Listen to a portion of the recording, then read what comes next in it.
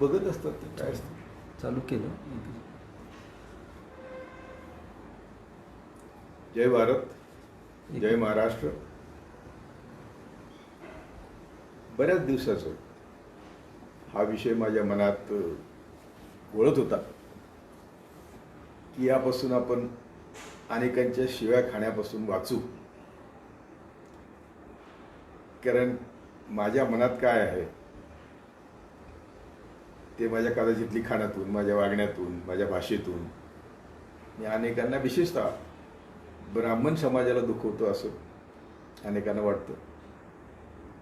मी एक तुम्हाला ब्राह्मण समाजाची लिस्ट देतो की ती लिस्ट इतकी मोठी आहे की आम्ही एकमेकाला, ते इथे तांबड्या याच्यात दिलेले पहिल्या कप्प्यात एक लिस्ट आहे. आम्ही एकमेकाला, म्हणजे ब्राह्मणाने आम्ही एकमेकाला एवढी मदत केलेली आहे. एका पुस्तकाच्या मध्ये खाली खाली खाली खालच्या कप्प्यात तीन वरचे कप्प्यात, तर एकमेकाला आम्ही एवढी मदत केली आहे की त्यांच्याशिवाय मी, माझ्याशिवाय ते, असं आम्ही कधीच मी आत्तापर्यंत आलो नसतो. तर वैयक्तिक ब्राह्मणाविरुद्ध कोणाविरुद्ध दोष करण्याचं कारण नाही. आणि मुख्य प्रश्न असा आहे की मी एका झोपडीतून आलेलो आहे. झोपडी म्हणजे झोपडीच, मी टाकलेली अनेक वेळा फेसबुकवर टाकलेली आहे. त्याच्या 2 शेळ्या, तिचे बकरं, आईवडील, 2 बहिणी, मी, आई, आम्ही झोपत होतो. आणि मी लॉला आलो तर लॉचा शेजारचे विद्यार्थी म्हणतो की तुझ्या शेळीचा वास येतो. म्हणजे हे माझं बॅकग्राऊंड. 7वी नंतर हे माझा 1942 जन्म, लक्षात ठेवा. आणि 7वी नंतर तिथे आजूबाजूला शाळा नव्हती. 7वीपर्यंत गावात शाळा होती. त्या शाळेत आम्ही शिकलो. आणि त्यातून पुढे 4 वर्ष मी एका शेटजीच्या शेतावर 4 वर्ष मजुरी केली. आम्ही सगळेच, मी, आई वडील सगळेच एकाच शेतावर कामाला जायचो, एकाच शेटजीकडं. मला 36 पैसे रोज होता, आईला 62 पैसे रोज होता आणि वडिलांना 88 पैसे रोज होता. इसंच मी थांबतो, माझं वैयक्तिक सोडून देऊ आता. तर त्या बॅकग्राऊंडमधून मी आलेलो आहे. त्यामुळे अशा परिस्थितीमध्ये मी कशाला कोणाशी पंगा घेऊ आणि कोणाला दुखू. जे इथपर्यंत मी आज आलोय ते कोणाला नाही दुखवता आलो आणि सगळ्या मित्रांच्या सहकार्याने आलो. मी तर असं म्हणेल की घरदार, माझा पिंड, माझं काहीच नाही, माझ्या सगळ्या मित्रांचं. सगळ्यांची नावं घेण्याची गरज नाही, पण खूप मोठे मोठे मित्र माझ्या जीवनात आले. 5 पंतप्रधान माझ्या घरी आले, अनेक नेते, अगदी बाळासाहेब ठाकरे माझे जीवश्य कंठस्थ मित्र होते. त्यामुळं हिंदू धर्माबद्दल, देवाधर्माबद्दल आमच्या मनात पूर्ण आदर आहे. ब्राह्मणांच्या आता गेले 6 वर्षातली आपण जर बघितलं तर त्याच्यात असं वाटायला लागलं की ब्राह्मणांचा इतिहास आपण वाचला पाहिजे. त्याप्रमाणे मी आता 2-3 महिने तर खूप अभ्यास केला. आणि संघाचा तर पहिल्यापासून 1976 पासून मी अभ्यास करतो. आणि 1976 पासून माझी संघाच्या विरुद्ध भूमिका आहे. आणि मला हे पण माहिती आहे की संघ फार ताकदवान आहे. जगात त्यांच्यासारखं ताकदवान संघटन कोणाचं नाही. मोदी शहा फार ताकदवान आहेत, फार क्रूर आहेत. ते आपल्या प्रतिस्पर्ध्याला मारून टाकतात. सगळं मला माहिती आहे. असं नाही की मी कुठेतरी अर्धवट विचाराने बोलतो. तेव्हा माझ्या सर्वस्व त्यागाची तयारी ठेवून मी या कामात 1976 पासून पडलो, आज नाही. अनेक वेळा आंदोलनं केली मी, त्यात मला जेलमध्ये जावं लागलं, पोलीस कस्टडीत गेलो. म्हणजे मी असा एकच न्यायमूर्ती असेल हायकोर्टाचा की ज्यांनी पोलीस कस्टडी बघितलेली आहे. तेव्हा आता पुन्हा पोलीस कस्टडी बघायला मला काय भीती वाटत नाही. तेव्हा मूळ मुद्दा काय आहे की तुम्ही आम्हाला सांगता की हे तर बरोबर आहे ना की तुम्हीच उठवलेले आहे की मुसलमान आपले शत्रू आहेत. हे ते काय आम्ही उठवलेलं नाही. ख्रिश्चन आमचे शत्रू आहेत. तुम्ही टिळक वाचा, सावरकर वाचा, गोळवलकर वाचा. गोळवलकरांचे bunch of thoughts, we or our nationhood define.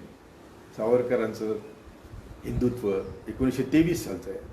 टिळकांचे सगळे अग्रलेख, विशेषतः परिमिला राव नावाच्या दिल्ली युनिव्हर्सिटीच्या प्राध्यापिका मॅडम होते. तिला मराठी येत नव्हतं म्हणून ती इंग्लिशचे ट्रान्सलेट केले आणि मराठीचं कोणी तिला ट्रान्सलेशन इंग्लिश करू देत नव्हतं.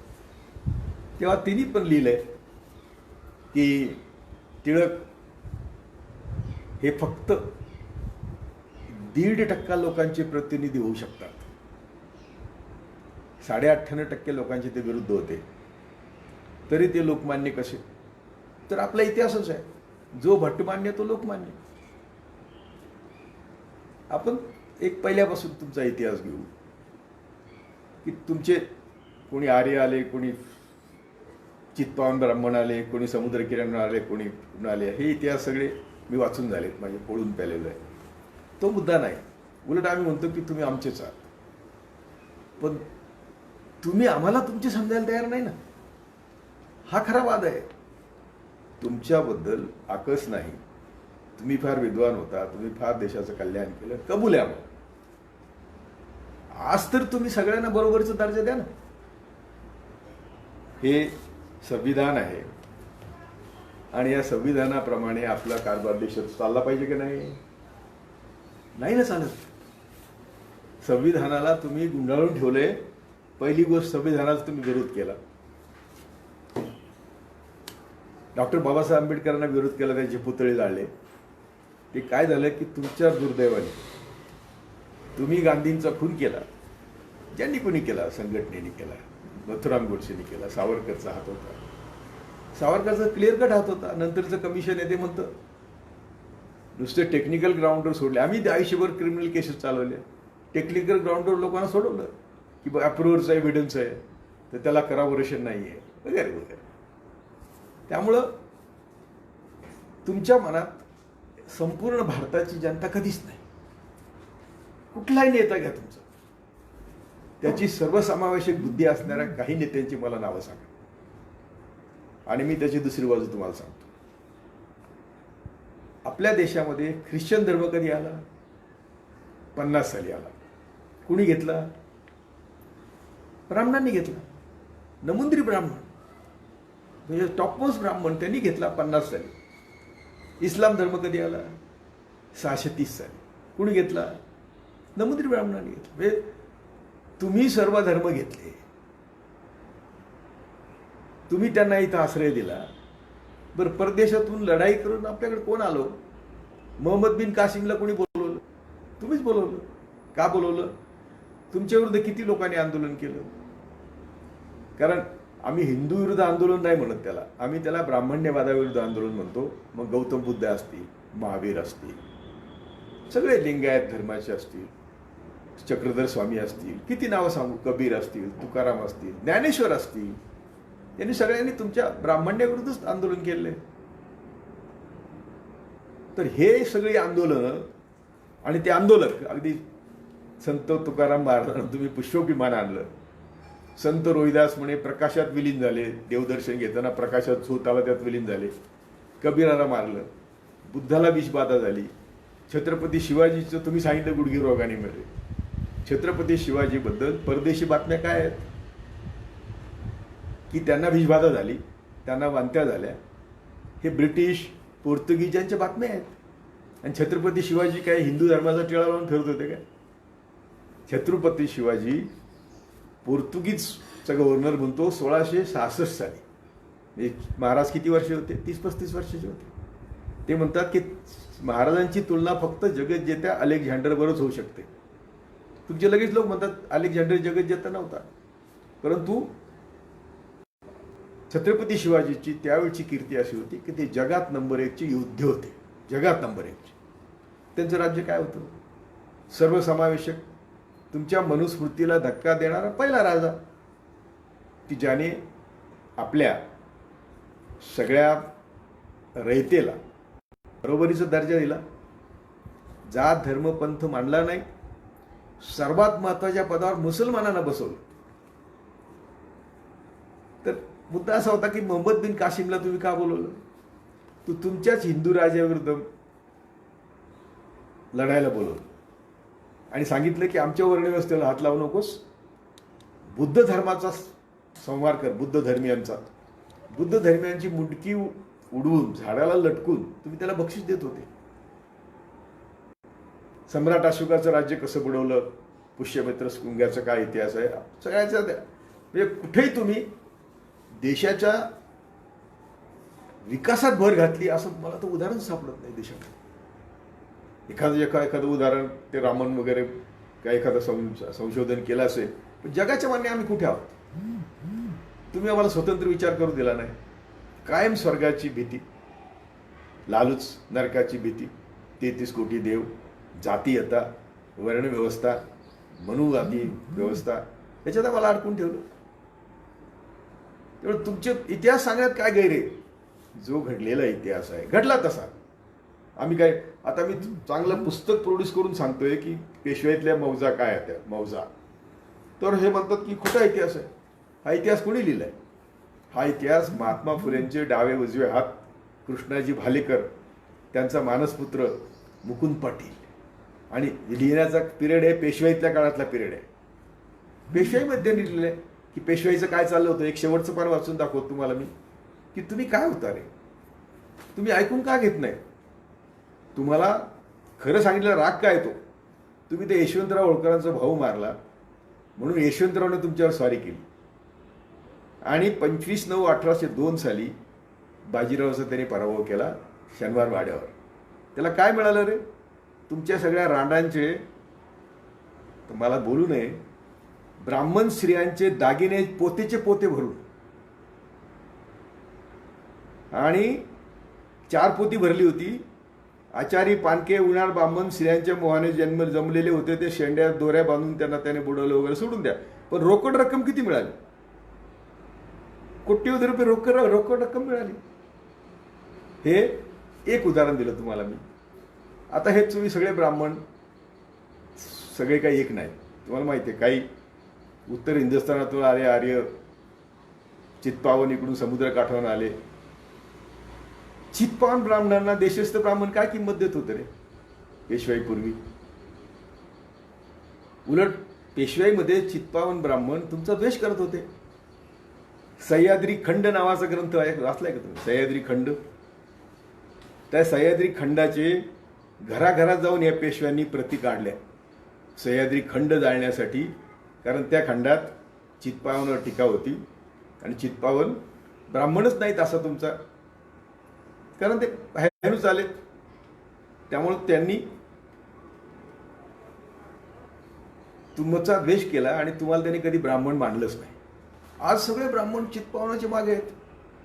कारण शेवटी त्या अगदी आता मी एक आपटेंचं वाचत होतो की ते लाळ घोटेच तुम्हाला भटाला घरी ओसरी आणि हळूहळू पाय पसरी, अशी तुमची ती लाळ घोटी वृत्ती जी आहे ना, त्याच्यामुळे शत्रूला सुद्धा तुम्ही कधी त्याला विरोध केला नाही स्वार्थापोटी. मला थोडासा विषय, मी मोहम्मद बिन कासिमवर होतो, मी नंतर पुढे जातो. पण आत्ता एक पावगी म्हणून गधड्याने माझ्या विरुद्ध पोस्ट लिहिले. त्याचं प्रोफाईल बघायला गेलं तर म्हणे टाईमलाईनमध्ये बघा, म्हणजे प्रोफाईल पण नाही द्यायचं. तर हे याच्यातलं ह्या पुस्तकातलं प्रकारण 4, 5, 6 मी टाकले होते परवा दिवशी आणि सांगितले की देशस्थ ब्राह्मण किंवा सगळे देश ब्राह्मण ह्या चित्पावन ब्राह्मण जे सर्वात विषारी आहेत, माझं मत आहे, ज्यांनी RSSची स्थापना केली ते सर्वात विषारी ब्राह्मण आहेत. जगात यांचे इतके विषारी कोण नसेल. त्यांचा हे द्वेष करत होते देशस्थ ब्राह्मण. माझा मित्र होता एक कापरे म्हणून, देशस्थ ब्राह्मण होता. त्याला कोकणस्थची मुलगी आली तर तो म्हणला नाही आम्ही यांच्या चित्पावनांच्या मुली नाही करत. तर मुद्दा काय आहे, आत्ता ह्याची गोष्ट इथं, आणि पेशवाईतली गोष्ट आहे. पेशवाईमध्ये सह्याद्री खंड, त्याच्यामध्ये या चित्पावनांबद्दल लिहिलं होतं. म्हणून चित्पावनांनी देशस्थ ब्राह्मणांचा नक्षा उतरवण्यासाठी प्रत्येक ब्राह्मणाच्या घरात याची झडत्या घेतल्या आणि सह्याद्री खंड जाळण्यासाठी पेशव्यांनी 1000 चित्पावन ब्राह्मणांची नेमणूक केली होती. 1000. का? तुम्हाला साला खरा इतिहासच चालत नाही.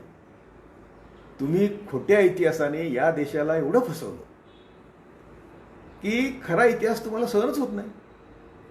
मग सह्याद्री खंड तुम्ही का जाळत होते?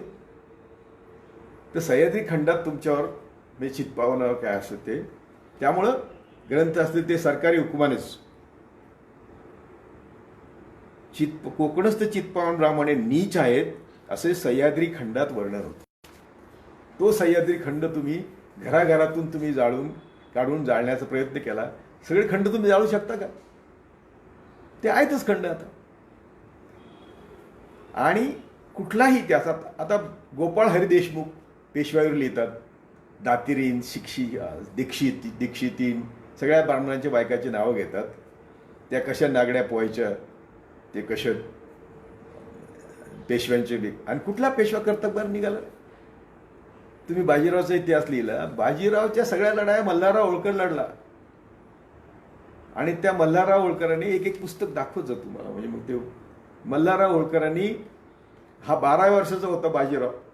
लांब कुठेतरी लढाईचे थांबायचा आणि त्यांनी लढाई जिंकली की तुम्ही सांगायचे की बाजीराव बाहेर येतात. हरकत नाही, तुम्ही काय करायचं ते करा. तस प्रश्न तो नाही. प्रश्न तुम्हाला खरा इतिहास चालला नाही. तुम्ही तुमचं खरं कर्तृत्व कधी बाहेर येऊ दिलं नाही. तुम्ही या देशामध्ये आल्यापासून या देशातील भोळ्या भापळ्या जनतेचं किती फसवणूक केली. तर आम्हाला काय म्हणतात, दुसऱ्या धर्मात करता. आम्हाला काय करत दुसऱ्या धर्माचं? आम्ही तुमच्या धर्मात आहोत. आम्ही आमचा धर्म आहे, आता समजतो हिंदू धर्म आमचा आहे. आम्हाला फसवलं म्हणून आम्ही तुमच्यावर तक्रार करणार. आणि दुसरे तरी धर्म कोणी घेतले रे? मी तर असं म्हणेल की आज देशामध्ये सगळ्या धर्माचे प्रमुख कुठल्या ना कुठल्या प्रकारचा ब्राह्मण आहे. मौला मौलवी, इकडे फादर पादरी, बिशप आणि आबो कधीच सामान्य माणसं नव्हती. मूळची सगळी ब्राह्मण. जॉर्ज फर्नांडिस मला सांगत होते सगळं. त्यामुळं ख्रिश्चन धर्म तुम्ही घेतला, इस्लाम धर्म तुम्ही घेतला, बुद्धांची मुंडकी तुम्ही उडवली. पुढे मनुस्मृतीचं राज्य तुम्ही आणलं. ते 1001 वर्ष चाललं आणि छत्रपती शिवाजीने त्याला छेद दिला. त्या छत्रपती शिवाजीचे तुम्ही अष्टप्रधान मंडळ असून मोरोपंत पिंगळी काय म्हणायचा की अरे कुणबटा, तुझ्या हाताखाली राज्य करायला मला लाज वाटते. आणि त्याचा मेवणा, सख्खा मेवणा औरंगजेबाचा, हरिपंडित म्हणून त्याचा मेवणा औरंगजेबाचा हेर प्रमुख होता. तुम्ही आता आम्हाला मुसलमानाशी भांडायला सांगता. मुसलमान देशात आणले कोणी? तुम्ही मला ख्रिश्चनाशी भांडायला सांगता. ख्रिश्चन देशात आणले कोणी? ख्रिश्चन धर्म स्वीकारला कोणी? पुढे छत्रपती शिवाजीचा तुम्ही घात केला. ज्या दिवशी छत्रपती शिवाजी गेले त्या दिवशी मी छत्रपती शिवाजी जागतिक कीर्तीचा माणूस, तुमच्या तो मनुस्मृतीला त्याने धक्का दिला. तुम्हाला चालतच नाही ते, म्हणून तुम्ही त्याचे शत्रुत्व पत्करलं. पुढे जाऊ आपण. मोगलांचे प्रत्येक आलेले लोक आहेत, त्यांच्या दरबारी कोण होतं रे? औरंगजेबाच्या दरबारी जे पंडित होते त्यांना सांगितलं की छत्रपती शिवाजीच्या दरबारी जा. ते म्हणले की तो आमचा ब्रेकफास्टचा पण लायकीचा नाही छत्रपती शिवाजी. आम्हाला इथंच औरंगजेबाचं आलमगीर बादशाह जे आमच्यासाठी करील ते दुसरं कोणी करणार नाही. आता तुम्ही सांगता आम्हाला प्रत्येक मुस्लिमाचं राज्य तुम्ही चालवलं. किंबहुना अनेक आमचे महम्मदी हे जे 5 राज्य होती इकडे आदिलशाहीचे वगैरे, अरे बहामनी राज्य काय होतं? बामनच मुसलमान झाले आणि त्या राज्याचे आत मालक झाले. त्यामुळं ब्राह्मणांना कोणाचंच वावडं नव्हतं. आता तो कुठला ब्राह्मण असेल, आर्य ब्राह्मण, चित्पावन ब्राह्मण, आपण त्याच्यात जात नाही. आता ब्राह्मणच. मग त्यांनी सगळे धर्म स्वीकारले. त्यांनी सगळ्यात आलेल्या लोकांचं राज्य केलं. ब्रिटिशांच्या बरोबर राज्य कोणी केलं? ब्रिटिशांची सत्ता. ब्रिटिशांना आणलंच कोणी इथे? पेशवाईवर फितुरी करून नातूने पेशवाई तर ब्रिटिशांना दिली ना. आणि शूर वीर महाराजांनी तुमच्या विरुद्ध लढाई केली. ती चीड होती. तुम्ही त्यांचे हाल केले. तुम्ही म्हणता पुरावे नाहीत. त्यांच्या थुंकू नये म्हणून गाडगं होतं, सावली पडू नये म्हणून दुपारी त्यांनी प्रवास करायचा होता. ती सावली जर पडली तर तुम्ही त्याला शिक्षा करत होते. अगदी सोनारांना सुद्धा तुम्ही शिक्षा करत होते. म्हणजे कोणालाच तुम्ही सोडलं नाही. हे देशस्थ ब्राह्मणांनी तुमच्या राज्यात काय किंमत होती पेशवाईत? ते आता मोठ्या मिटक्या मारत तुमच्याबरोबर आहेत. म्हणून मी सांगतो की ब्राह्मणांना, अरे मी तुम्हाला नाही शिवाय देत, या वृत्तीला शिवाय देतो. आणि ही आज तुम्ही काँग्रेस बरोबर होता, तुम्ही सोडलं, तुम्ही संघ काढला 1925 साली, आणि तुम्ही स्वातंत्र्याला काय विरोध केला. मी काय म्हणतो, मी स्वातंत्र्य चळवळीत नव्हतो, माझा बाप रोडकुली होता, रस्त्यावर मजुरी करत होता, त्याला स्वातंत्र्य चळवळी जाता नाही आलं. तुम्ही सगळे खुशाल चेंडू, सगळे भांडगुळं, कारण तुम्ही आमच्यावर जीवावर पोचलेले परजीवी. तर या भांडगुळांना काही अडचण नसताना तुम्ही काय केलं, तुम्ही स्वातंत्र्य चळवळीला विरोध केला, तुम्ही महात्मा गांधीला विरोध केला. कारण काँग्रेस हे फक्त जोपर्यंत केसरीवाड्यात होतं तोपर्यंत तुमचं होतं. केसरीवाड्यातून गोखलेंनी आणि महात्मा गांधींनी ते बाहेर काढलं, आणि ते काँग्रेस जेव्हा खेड्यापाड्यात गेलं तेव्हा त्याचं नेतृत्व खेड्यातल्या बहुजनांकडे गेलं, म्हणून तुमचं पित्त खवळलं, तुमचं माथं ठणकायला लागलं. तोपर्यंत बाकी लिडरशिपच नव्हती, कुणीही बहुजनाचं लीडर नव्हताच. मग तुमचं डोकं माथं सणकलं, आणि तेव्हापासून तुम्ही गांधी शत्रुत्व केलं. आता गांधीचा तुम्ही पाकिस्तानसाठी खून केला, अरे लाज वाटली पाहिजे. 100% तुम्ही खोटारडे. तुम्ही 34 साली कशाला गांधीवर हल्ला केला पुण्यात? 34 साली ते अस्पृश्यतेच्या मिटिंगला आले इथे, भोपटकरांवर तो बॉम्ब पडला, तो बॉम्ब नकलीच होत्यामुळे झालं काही नाही, तो तुम्ही गांधीवर बॉम्ब 34 साली टाकलाय. म्हणजे तुम्ही 1934 ते 1948 7 वेळा गांधींच्या खुनाचा प्रयत्न केला, 5 गणीला केला. आणि तोच ग्रुप चित्पावन, सडलेल्या मेंदूचे चित्पावन, या आमच्या सगळ्या देशाशी शत्रुत्व करणारे देशद्रोही चित्पावन, त्यांनी गांधींना मारण्याचा कट केला. कारण त्यांना सहन झालं नाही की ही जी चळवळ आहे, ही स्वातंत्र्याची चळवळ महात्मा गांधीने बहुजन समाजाकडे. गांधी व्यवहारी होते, त्यांना माहिती आहे की सगळ्यांना बरोबर घेतल्याशिवाय कसं होणार. त्यांना 80चं चळवळ होती. त्यांनी काय तुमच्यासारखे दारू गोळे, बॉम्ब गोळे आजही तुम्ही तयार करताना आमच्यावर टाकता रे, नव्हते त्यांच्याकडे. तेव्हा तुम्ही गांधींचा द्वेष, त्याचं शत्रुत्व त्यांचं तुमचं फार पूर्वीपासून होतं. 34 सालापासून तुम्ही गांधी संपवण्याचा प्रयत्न केला, तुम्ही 48 साली संपवलं. पण तुमचं दुर्दैव असं की तुम्ही सगळे त्यावेळी बेळात गेले, कुणी जेलात गेले. त्यामुळं बाबासाहेब आंबेडकरांना संविधान लिहिता आलं. बाबासाहेबांनी हे संविधान जे लिहिलं, एकट्यानेच लिहिलंय. आणि काय असतील बेकाची मदत झाली, ठीक आहे ना, आपण म्हणून सगळ्यांनी लिहिलं, काय बिघडत नाही. पण ते लिहिताना त्यांना शांती मिळाली, ती तुम्ही सगळे नव्हता म्हणून तुम्हाला घटना लिहूच द्यायची नव्हती.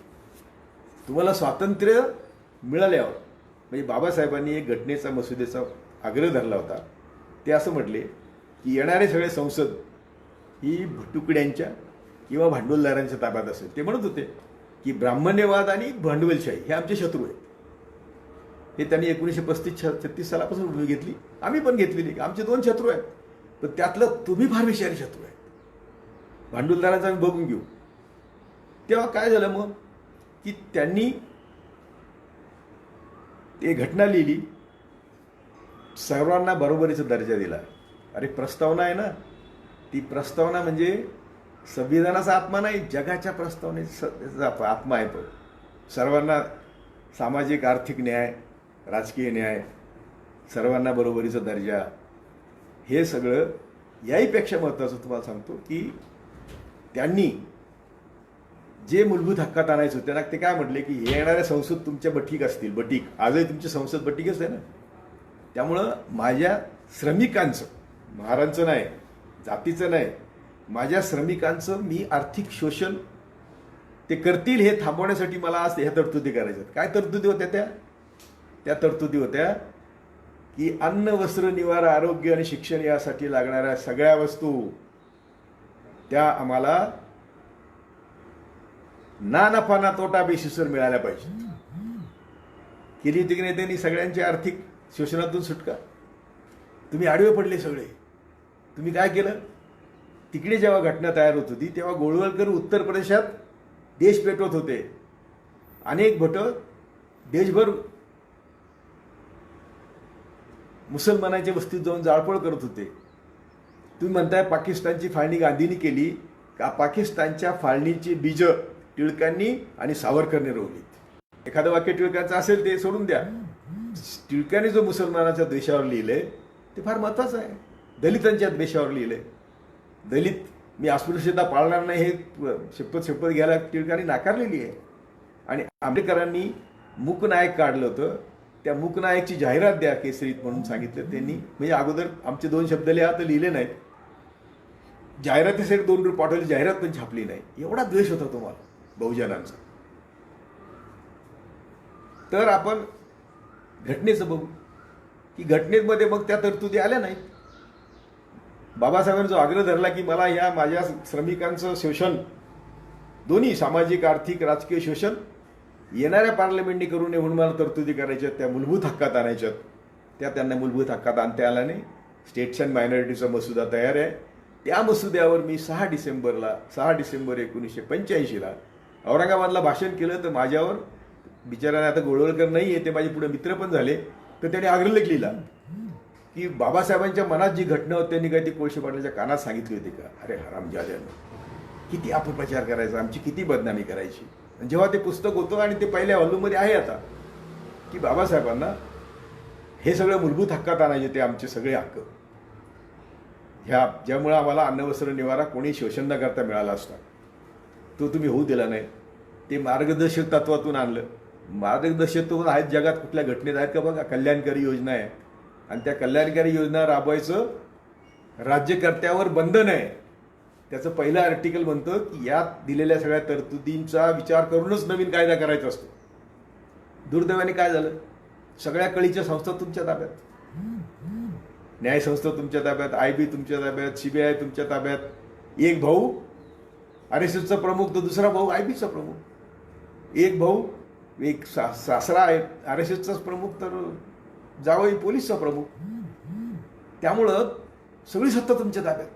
कोणी सत्तेवर आला तरी त्याला तुम्ही हालचालच करू देत नाही. अगदी सोनिया गांधीचं उदाहरण सांगतो की या UPAच्या काळात त्यांचं 80-85 लोकांचं एक ॲडवायझरी बोर्ड होतं.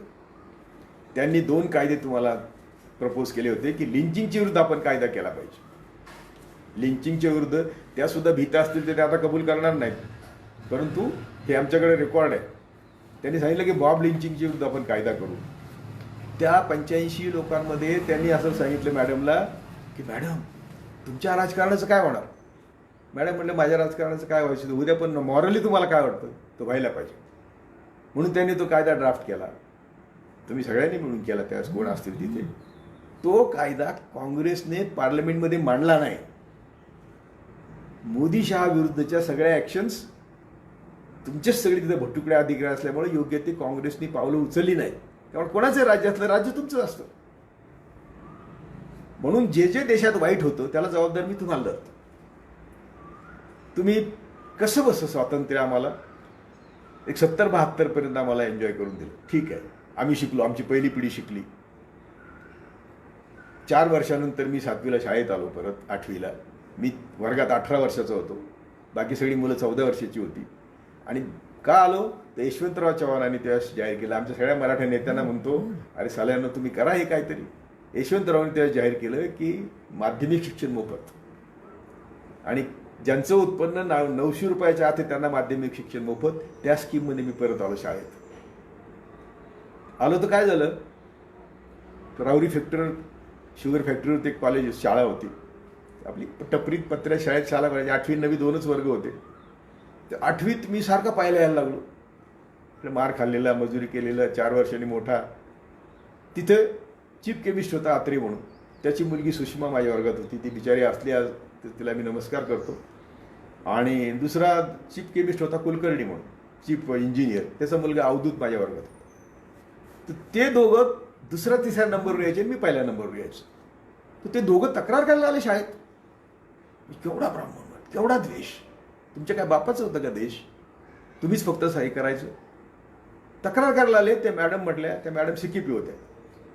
ते म्हणल्या तू नको इथे शाळेत राहूस, इथे मला फार अवघड जाणार आहे. 2ऱ्या वर्षी मी शाळा बदलली, मी नगरला अनाथ विद्यार्थीगृहात गेलो. तिथे पण ब्राह्मणाचंच ते होतं, हिंद सेवा मंडळ संघाचं होतं. पण तिथले कुलकर्णी म्हणून डॉक्टर ते फार सज्जन होते, ते डेंटिस्ट होते. त्यांनी मला खूप मदत केली, पण त्यांनी ॲडमिशन देताना मला खूप त्रास दिला. पण मी त्यांच्या मागे सायकलवर 4-5 किलोमीटर पळत होतो की मला तुम्ही ॲडमिशन द्या, मी फार गरीब आहे. त्यांची सायकल ओढत होतो, ती सायकलवर यायची बोर्डिंगचं. त्यांनी मला ॲडमिशन दिली. म्हणजे ब्राह्मणांचे माझ्यावर उपकार नाहीत असं नाही, आणि ब्राह्मणांचं मला सख्य मी म्हणलं ना की आता माझ्याकडे 50 लोकांची यादी आहे, ज्यांना मी घरं दिलीत, ज्यांना मी एखाद्या माझ्या मित्राची, जाऊ द्या तेच नको आता सांगायचं सगळे कारण त्यांना वाईट वाटेल, तर त्याला एड झाला आणि त्याला मी माझ्याच खर्चाने सगळी ट्रीटमेंट दिली आणि त्याला मी जगवलं. ब्राह्मण. आमचा उद्देश, आम्ही जातीवादी नाही, आम्हाला बघवत नाही. संविधान काय सांगतं की आम्हाला विज्ञानवाद, विकासवाद, तर्कवाद याची सगळ्यांची जोपासना करायची. तुम्ही काय सांगता? अरे तुम्ही आता कायम मधलं एक फक्त सांगायचं राहिलं की पेशवाई छत्रपती शिवाजी महाराजांचं राज्य संपवलं तुम्ही. संभाजीची काय हाल केले माहिती आहे? हे बघा, या हरामजाद्यांनी संभाजीची काय काय बदनामी केली रे. आणि बेंद्रे कुठे आहेत? ह्या बेंद्रेंनी लिहिलं की असं का करतात हे मला कळत नाही. यांनी छत्रपती संभाजी महाराज दिले बेंद्रेंनी, आणि त्यांनी सगळं संभाजीचे पराक्रम, संभाजी सुद्धा छत्रपती शिवाजी महाराजांसारखे जागतिक पराक्रम होतं. 13व्या वर्षी त्याच्याकडे 10,000ची फौज होती आणि ती फौज सांगत होती की हा आमच्यावर आईबापासारखं प्रेम करतो. छत्रपती शिवाजी महाराज पण कुणाचा मुलगा सैन्यात कामाला आला तर त्याला त्याच्या घरी जायचे, थैली घेऊन जायचे. ते थैली घेऊन गेल्यावर तो बाप म्हणायचा की ती थैली राजा तुलाच ठेव, आणि दुसरा मुलगा घेऊन झाला नाही. आणि ही दानत होती त्यांची. तुम्ही त्या छत्रपती शिवाजीला मारले. औरंगजेबाने छत्रपती शिवाजी महाराजांची हलाल केली. तुम्ही मनुस्मृतीप्रमाणे त्याला शिक्षा द्यायला लावली, कारण ज्या त्या धर्माप्रमाणे शिक्षा. छत्रपती संभाजी महाराज त्यांना संस्कृतीत होतं म्हणून तुम्ही त्याचे काय काय हाल केले. ठीक आहे, मोगलांचं राज्य होतं तेव्हा आमचा देश सोन्याची चिडिया होती. 16व्या-17व्या शतकात मोगलांचं राज्य होतं. आमचा एक्सपोर्ट आज झिरो आहे, निर्यात आमची झिरो आहे. तुमच्या काळात, तुमच्या या राज्यात ती 35% होती मोगलांच्या काळात. आमच्या एकट्या कलकत्ता बंदरात जेवढी जहाजं होती तेवढी युरोप अमेरिकेकडे मिळून नव्हती. हा विकास होता मोगलांच्या काळातला. ते मुसलमान पण वेडेच आहेत. ते म्हणतात की आम्ही 14 कोटी आहोत. अरे तुम्ही कसे 14 कोटी? तुम्ही 135 कोटी आहात ना. तुम्ही आम्ही सगळे एक आहोत. 99.99% मुसलमान आमच्या रक्तामासाचे आहेत. तुम्ही बाहेरून आलात, तुमचं आमचं रक्त जमत नाही, DNA जमत नाही. बाकी भारतीय सगळे एकच आहेत. तुमच्या वर्ण व्यवस्थित तुम्ही त्यांचा छळ केला म्हणून कोणी ईसाई झालं, कोणी बुद्ध झालं, कोणी मुस्लिम झालं. ते काय आमचीच लोक आहेत. मी तर म्हणेल की पाकिस्तानातला सर्वे घेतला तर आमचीच लोक आहेत सगळे. त्यामुळं मुसलमानांचा देश कशाकार सांगतो तुम्ही आम्हाला? तुम्ही त्यांची चाटली, त्यांचे सगळे राज्य तुम्ही चालवले, त्यांना इथं तुम्ही आणलं, त्यांचे धर्म तुम्ही घेतले, आणि आम्हाला सांगता आज मुसलमान शत्रू आहेत तुमचे. तुमच्यासारखी नीच कपटी जातच नाही दुसरी. बरं, संघाचा काय एवढा द्वेष करतो मी? काय करतो तर संघ? आत्ता माझ्याकडे एक व्हिडिओ आहे, तो जर तुम्ही ऐकायला वेळ जाईल तुमचा, परंतु तो बिचारा संघात होता आणि तो नंतर सोडून आला. आणि तो म्हणतो की हे एवढी विषारी आहेत की हे रात्रंदिवस आमचं बेंदू सोडवायचे, मुसलमानांच्या शिवाय द्यायला सांगायचे. आमची फेसबुकला टाकला, माझ्या फेसबुकवर तो आहे, आणि तो फेसबुकवर मुद्दाम टाकलेला आहे मी. त्यांनी 10 तुमचे पॉईंट सांगितलेले आहेत की तुम्ही किती नीच आहात, दररोज सकाळी तरुण पोरांचं कसं डोकं भडकवताय. आणि आम्हाला सगळं माहिती आहे ना, तुमचे बंच ऑफ थॉट्स वाचले. हे बघा तुमचं गोळवळकरचं हे तर काय तारे तोडलेत गोळवळकरने. शरम वाटत नाही? देशात लोकांना पण या पुस्तकावर टीका न करायला भीती वाटते, कारण तुम्ही मारून टाकता. बंच ऑफ थॉट तुम्ही वाचा. याच्यातला सार काय रे? याच्यातला सार असा आहे की तुम्ही देशाचे मालक आहात आणि आम्ही सगळे तुमचे गुलाम आहोत. लाज वाटते? कॉन्स्टिट्यूशन आल्यानंतर सुद्धा ही आयडिओलॉजी लिहायला लाज वाटते तुम्हाला? आणि आम्हाला शिवाय देता परत म्हणता की मी जातीवादी आहे. म्हणजे तुमच्या विरुद्ध बोलणार तो जातीवादी, आणि तुम्ही रात्रंदिवस जात पाळायची. बाबासाहेब म्हणतात की मनुस्मृती हा इतिहास होता असं म्हणणारा मूर्ख आहे किंवा अज्ञानी आहे. मनुस्मृती दररोज आहे, दिवसेंदिवस ती घट्ट होत चालली आहे. तुम्हाला माहिती आहे का घटना आल्यानंतर ज्युडिशियरी कोण होती? मी तर सगळ्या आंबेडकरवाद्यांना सुद्धा सांगतो हे पुस्तक वाचा, की जर नेहरू नसते तर घटनेचा बट्ट्याबोळ पहिल्या वर्षात झाला होता. बाबासाहेबांनी एवढी चांगली घटना केली ना, त्याची पहिली अमेंडमेंट कशासाठी झाली? त्याची पहिली अमेंडमेंट झाली की हे कास्ट बेस्ड रिझर्वेशन टिकावं. अमेंडमेंट झाली, drastically curb freedom of speech, enabled caste based reservation by restricting freedom against discrimination, circumscribed right to property, validated abolition of zamindari, and fashionwood of schedule caste साठी जे केलेले कायदे आहेत ते unconstitutional ठरवण्याचे कोर्टाचे अधिकार काढून घेतले. ते जर काढले नसते ना तर आज रिझर्वेशन पण नव्हतं आणि म्हटले असते सगळे की संविधान केलं आम्ही, कोर्टाने नाही मानलं. कोर्टाचे अधिकार काढून घेण्याची अमेंडमेंट केली. तेव्हा उठसूट नेहरूने शिवाय द्यायच्या, उठसूट गांधींना शिवाय द्यायच्या. चुका असतील, प्रत्येकाच्या चुका आहेत. बाबासाहेबांनी सगळ्यांना माफ केलं होतं. तुम्ही आता सगळ्यांना समाज जोडायचा आहे आपल्याला. अशा परिस्थितीत हे भटुकडे त्याचा फायदा घेतात. पुन्हा येतो मी मूळ विषयावर की मोगलांच्या काळात देशाचं नुकसान झालं नाही म्हणून भगतसिंगला विचारलं होतं ब्रिटिशांनी की तू आमच्यावर बॉम्ब टाकतोस आणि मुसलमानांनी 1200 वर्ष राज्य केलं. तो म्हणला की मुसलमानांनी आमचं काय नुकसान केलं, मुसलमानांनी आमचा विकास केला, उलट ब्रिटिशांनी आमचं शोषण केलं. आणि ते असं म्हणत होते, भगतसिंग तरुण पोरगा होता, तो म्हणला की आम्ही ब्रिटिशांना तर कधी घालून देऊ, पण आमच्या धर्मांधशक्तींचं काय करायचं, या भटुकड्यांचं आरे भटुकड्यांचं काय करायचं, हा भगतसिंग पुढे प्रश्न होता. आणि त्या भगतसिंग तुम्ही डोक्यावर घेतलं. विवेकानंद म्हणतात की तुम्ही सगळे सडून मेल्याशिवाय या देशाचा विकास होणार नाही, त्यांना तुम्ही डोक्यावर घेतलं. ज्यांनी तुम्हाला कट्टर विरोध केला त्यांना तुम्ही डोक्यावर घेऊन भारतीय समाजाला फसवण्याचा प्रयत्न केला. छत्रपती शिवाजी तुम्ही डोक्यावर घेतलं, तुमचे नाहीत ते. सरदार पटेल तुम्ही डोक्यावर घेतलं, तुमचे नाहीत ते. तर तुम्ही त्यांचा इतिहास विकृत करायचं काम करता.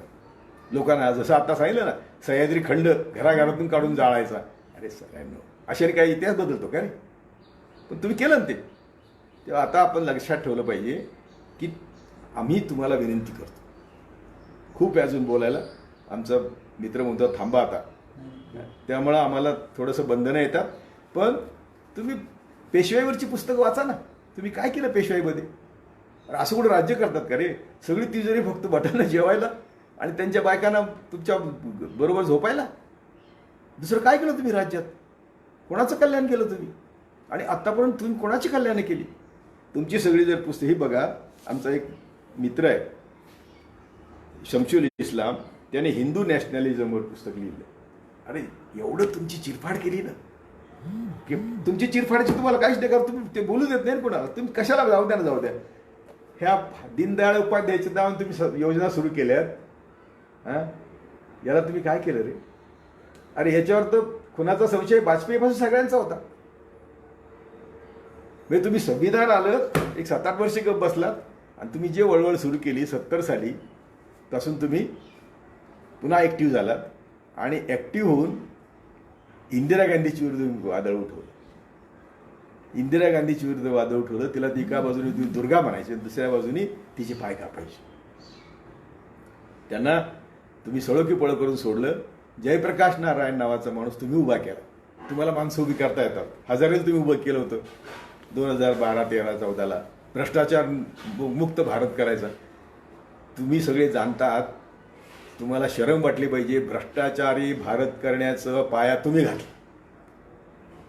मंदिरात जायचं, देवाला नारळ फोडायचं, एवढासा तुकडा देवापुढे ठेवायचा आणि सांगायचं आमचं कल्याण कर, आणि नारळ सगळं घरी घेऊन यायचं. लाच द्यायची तुम्ही आम्हाला शिकवलं लहानपणी. त्यामुळं आत्ता ब्रायन नावाच्या एका न्यूझीलंडच्या लेखकाचा लेख आहे की भारता इतकी भ्रष्टाचारी जमात दुनियात कुठं नाही. आणि ते खरं आहे, आणि त्याचा पाया तुम्ही आहात. त्यामुळं भ्रष्टाचार हा तुम्ही आमच्या 5वीच्या पाट्यावर पुंजलेला आहे. आणि तो आम्ही 13वी झाली तर तुम्ही आम्हाला सोडत नाही. काय तुम्ही आमचं शोषण करत असता.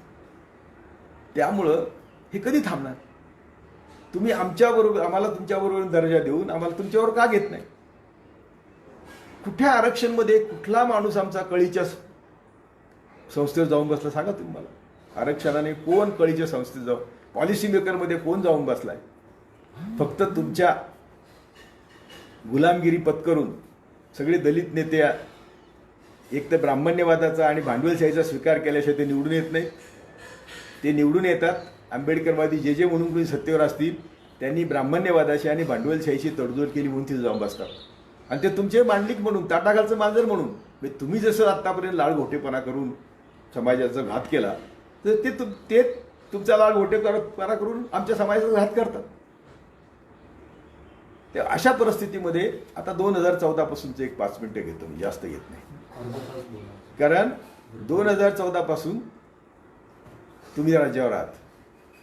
जे 2013 साली 12 साली मोदीने घोषणा केल्या, मग 15 लाख असतील, काळे पैसे असतील, चीनला आणि पाकिस्तानला लाल आग दाखवा. अरे पाकिस्तानचे तुमच्यावर मिळाल्यापासून 107 पटीने हल्ले झाले, 107 पटीने.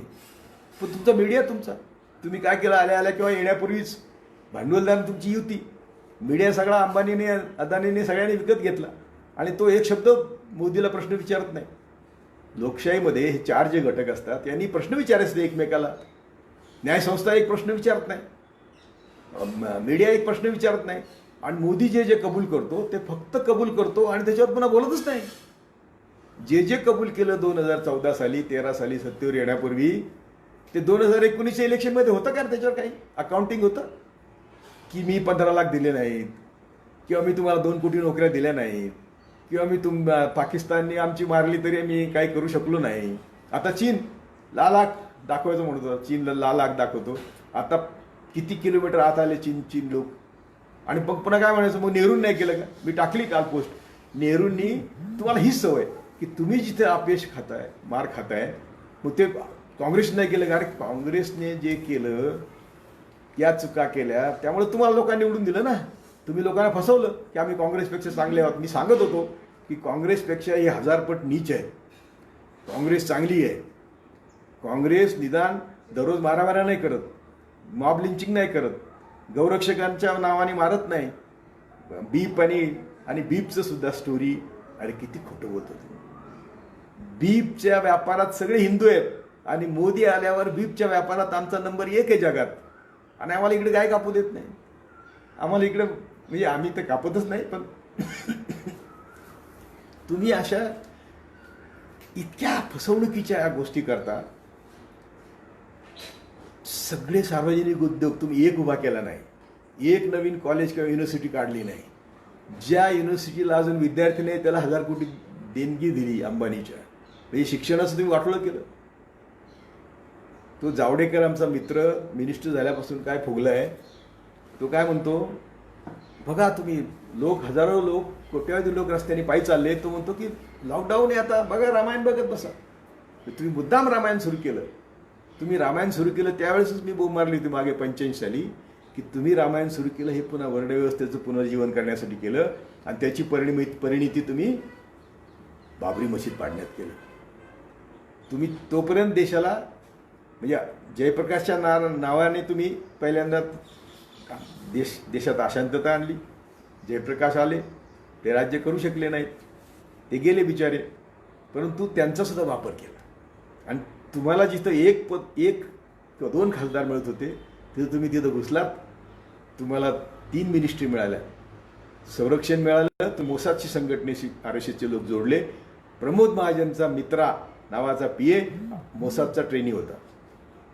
अनेक लोक तुमचे त्या इस्रायलची मोसाद संघटनेशी जोडले गेले.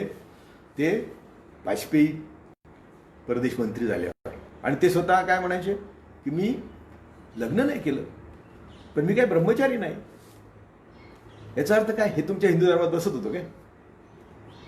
मुरली मनोहर जोशीने शाळेत कॉलेजमध्ये भविष्य आणलं आणि अडवाणीने रामायण आणलं आणि त्याची परिणिती. रामायणाला अडवाणी शिक्षा झाली. आता अडवाणीला त्यांचा शिष्य त्यांना बुटाडाने मारतात. त्या अडवाणीचे तुम्ही सगळ्यांनी आता त्याला वाळीत टाकलंय. त्यांनी बाबरी मशीद पाडण्यासाठी इनिशिएटिव्ह घेतला. बाबरी मशीद पाडून तुम्ही देशाला संदेश काय दिला की आमचं कोणी गवाकडे करत नाही, कायदा आम्ही पाळत नाही, सुप्रीम कोर्टाची ऑर्डर आम्ही पाळत नाही, कायदा सुव्यवस्थेचा आम्हाला घेणं नाही, संविधानाचे जे आर्टिकल आहे फर्स्ट ड्युटीजमध्ये की आम्ही ऐतिहासिक वारसा जपला पाहिजे, त्याला आम्ही संविधान आम्ही मानत नाही, असं करून तुम्ही बाबरी मशीद पाडली. सगळं खोटं आहे ते. आता तिथं सगळे बुद्धाचे अवशेष निघालेत. तिथं तुमचं मंदिर कधीच नव्हतं आणि राम झाला कुठे. असं लगे आता उद्या सगळे माझ्याबद्दल प्रचार करतील की मी राम मानत नाही. मी सांगतो की विवेकानंद सांगतात की आमच्या देशाचा देव कशात आहे? अज्ञानाला ज्ञान देण्यात आणि भुकेलेला भाकरी घालण्यात देव आहे. तो देव मी मानतो. गाडगेबाबा सांगतात भुकेलेलं अन्न तहानेला पाणी तो देव मी मानतो. मी गरिबांची सेवा ही ईश्वर सेवा समजतो. आणि तुमचे सुद्धा सगळे धर्मग्रंथ तुम्ही आता सांगता आम्हाला सत्यमेव जयते कुठून घेतलं? मंडूकमधून घेतलंय. सुप्रीम कोर्टाचं ब्रीद काय आहे? येतो धर्म तो जया. धर्म म्हणजे सत्य, धर्म म्हणजे न्याय. पण त्या धर्माचं तुम्ही अन्यायात रूपांतर केलं आणि बाबरी मशीद पाडली, लोकांची डोकी बडकवण्याचं काम केलं. तुमची सगळी मुलं परदेशात शिकतात, त्यांची सगळ्यांचं तिकडं पण व्यवस्थित चाललंय आणि आमची पोरं बाबरी मशीद पाडायला नेतात. अरे नीच लोक तुम्ही, त्यांनाच तुम्ही शिकू देत नाही. म्हणजे काय, कोणाला चीड येणार नाही? तुम्ही मला सांगा. मी तुम्हाला आज विनंती करणार आहे की आता आजपासून तुम्ही आम्हाला जवळ घ्या. गाडगेबाबा कीर्तनातून सांगायचे की एकदा खूप मोठा ब्राह्मण समाज स्टेजवर होता.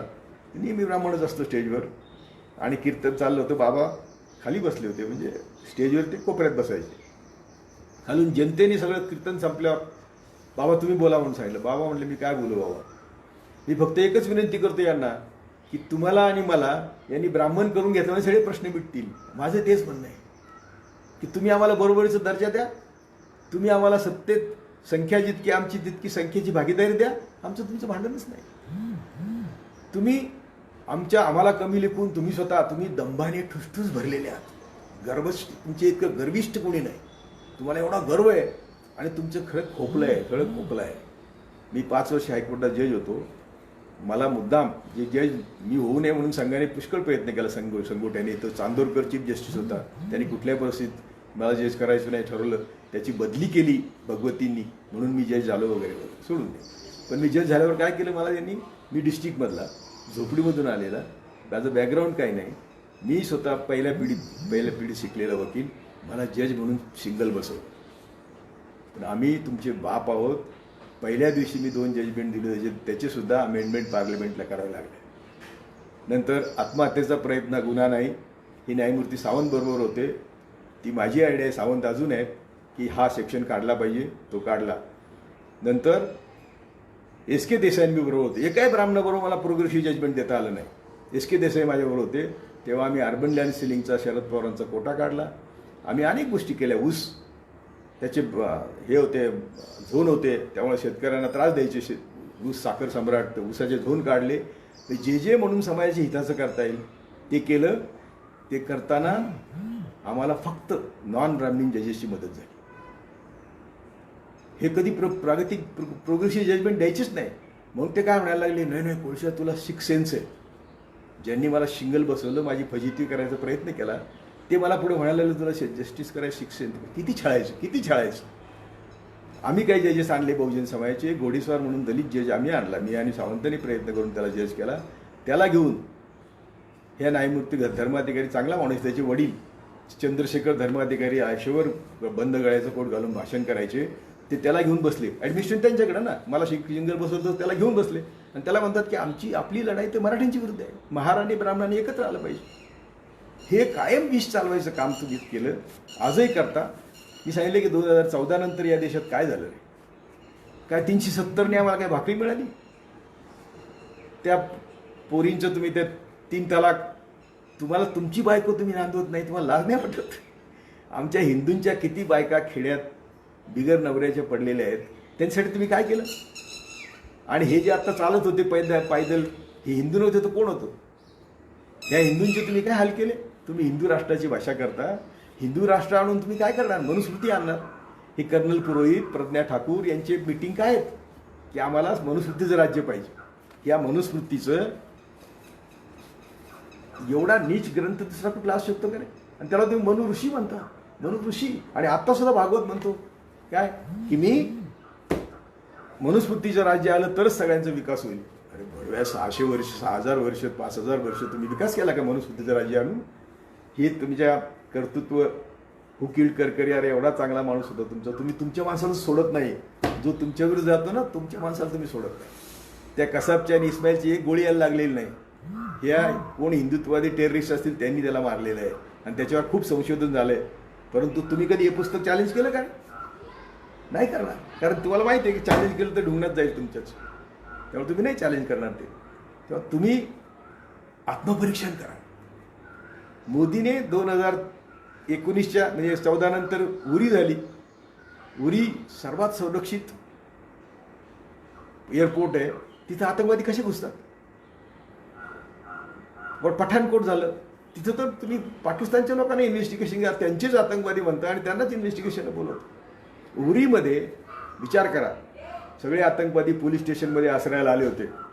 तुम्ही आतंकवाद्यांना अटक करून ट्रायल करू शकत होता. तुम्ही एका आतंकवाद्याची ट्रायल होऊ देत नाही, कारण आतंकवादी तुम्ही पाठवले की त्यांनी पाठवले हे कळायला मार्गच नाही. आणि मग म्हणायचं देशद्रोही.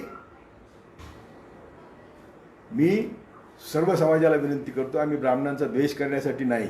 आम्ही हे गुजरात फाईल वाचा. ह्या गुजरात फाईलमध्ये मोदीचे कारनामे, शहाचे कारनामे स्टिंग ऑपरेशनने दिलेले आहेत. त्यामुळे हे स्टिंग ऑपरेशन खोटं नसतं. आणि सगळे हे कसे गुन्हेगार आहेत, कसे खुनी आहेत, हा आमच्याच मित्रांनी लिहिलेला प्रति इतिहास आहे. प्रत्येक गोष्ट तुमची त्यांनी खोडून काढली. रामदास असेल, आणि ही शॅडो आर्मी, संघाच्याच पिलावळीची आर्मी आहेत. आम्हाला धमक्या देतात, आम्हाला सांगतात. पुनावळेकर वकील टी व्हीवर, लाईव्ह टी व्हीवर म्हणतो की तुम्ही सकाळी फिरायला जाता का? कधी? पानसरेंच्या नंतर, दाभोळकरांच्या नंतर. तेव्हा आम्ही तुम्हाला विनंती करतो, आम्हाला तुमच्याशी भांडायचं नाही. आमची भाषा तुकारामाची असल्यामुळे आम्ही बोलतो, कारण खोटं बोलत नाही आम्ही म्हणून आमच्यामध्ये बोलण्यामध्ये दयामया नाही. आम्ही म्हणतो की संविधानाला माना, संविधानाप्रमाणे देशाचा कारभार करण्याचा प्रयत्न करा. पुलवामा करताय, सर्जिकल स्ट्राईक करताय, त्याच्यावर प्रश्न विचारू देत नाही. पुलवामामध्ये आतंकवादी जिवंत होता. पुलवामाचा तुमचा मोदी विचारायचा की RDX येतं कसं, आतंकवादी येतात कसे मुख्यमंत्री असताना, आणि तुझ्या काळात काय झालं, आणि तुला प्रश्न विचारायला परवानगी नाही.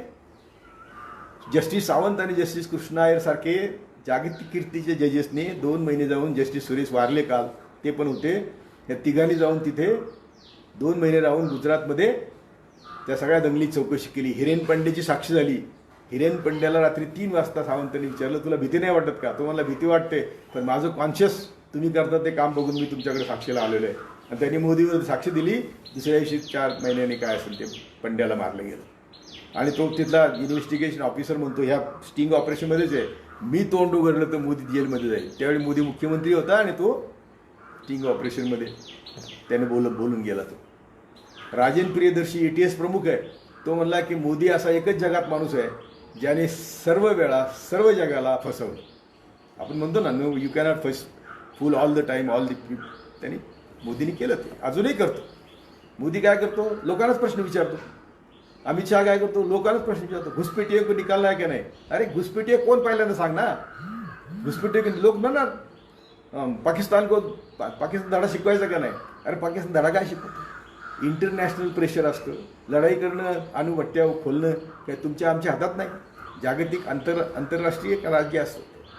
चायनाशी लढाई करायची, चायनाला तुम्ही तांबडे कितीतरी गोष्टी अशा आहेत की जे मोदी बोलला आणि थुंकला आणि चाटला. किती गोष्टी आहेत. आणि सावंतांनी काय रिकमेंड केलं होतं की मोदी आणि शहा आणि त्यांचे सगळे ग्रुप यांच्यावर मास मर्डरचा खटला दाखल केला पाहिजे. केला का तुम्ही? तुम्ही होऊ देत नाही. आणि सांगितलं होतं की यांच्या जीवनात यांना कधीही कुठल्याही संविधानिक पदावर बसवता कामा नये. ते सावंत आणि कृष्णा अय्यर आणि सुरेश, ते कृष्णा अय्यरची काय ख्याती होती, त्यामुळे सावंतांची काय ख्याती आहे. चुकून फक्त टाइम्स नावाने त्यांचा फोटो दाखवला, त्यांनी दावा लावला कोर्टात, त्यांना 100 कोटी कॉम्पेन्सेशन दिले. ही त्यांची उंची होती. ह्या उंचीच्या जजेसनी ते गुजरातच्या दंगलीचा तपास केला आणि मोदी शहाला कोणी ठरवलं आणि मोदी शहाला कुठलेही संविधानिक पद देऊ नये असं ठरवलं. ते सध्या आज आम्हाला शिकवतात, आम्हाला आतंकवादी ठरवतात. त्यांनी असा कायदा केला की ते म्हणतील ते आतंकवादी.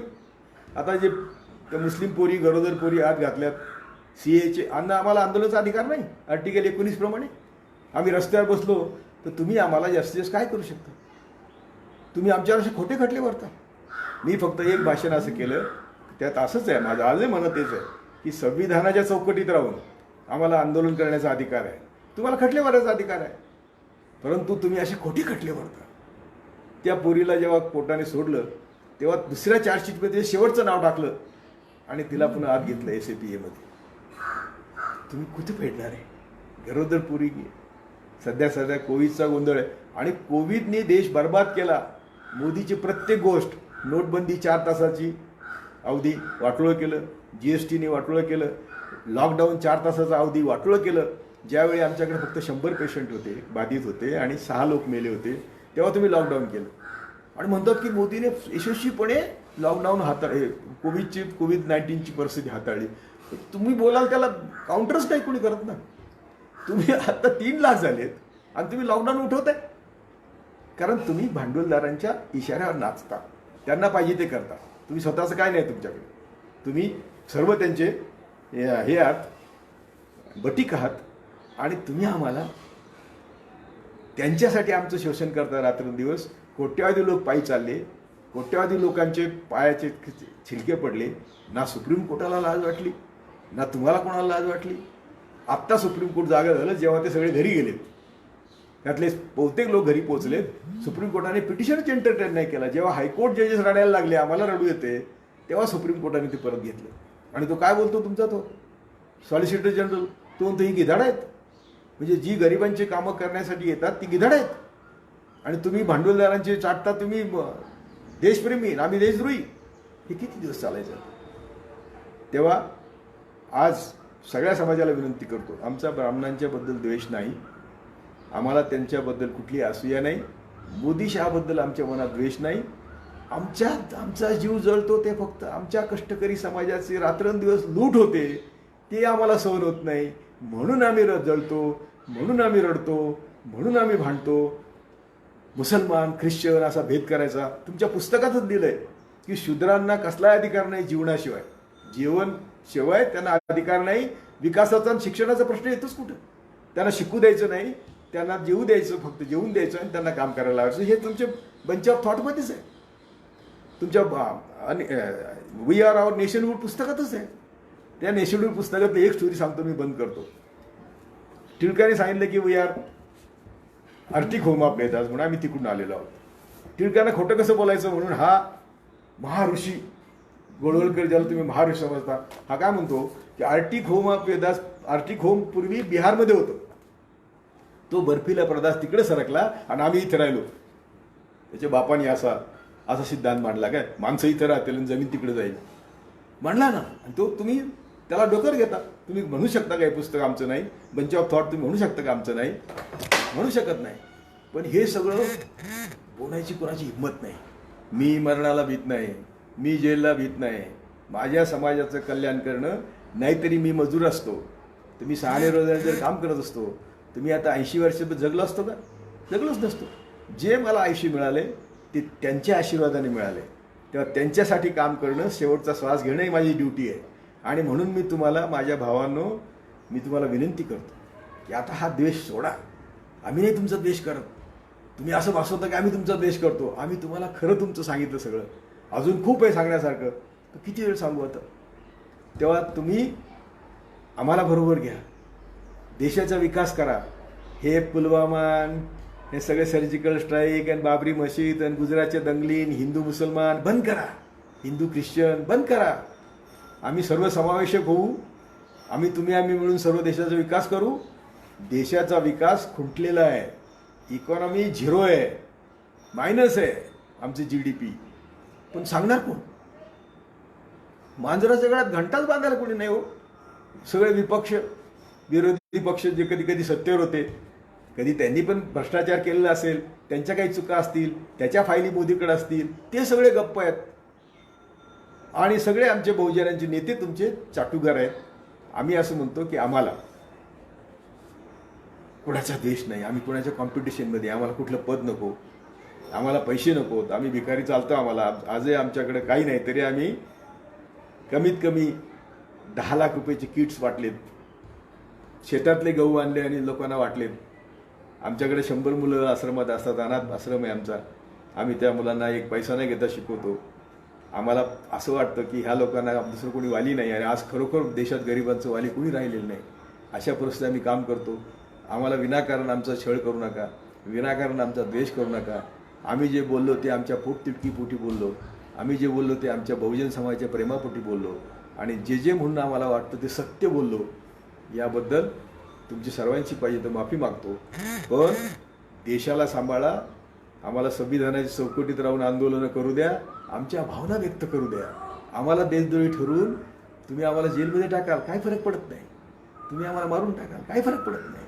पण त्यांनी काही तुमचे प्रश्न सुटणार नाहीत. आज ना उद्या जनता जागी होणार आहे. संविधानाप्रमाणे तुम्हाला वागावं लागणार आहे. तेच आपण आजपासून सुरू करू. जय भारत.